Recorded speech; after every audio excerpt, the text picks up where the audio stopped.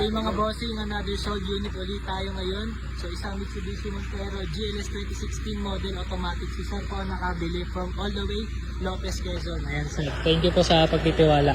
Ayan sir, thank you rin po. Ayan sir. Ayan. So pakita ko lang po ng mabilisan yung kanilang naabil na Montero. Napaka-pogi po nitong naabil nila mga bossing. Top of the line na Mitsubishi Montero. Ayan. Sir, thank you po sa pagtitiwala. Ayan.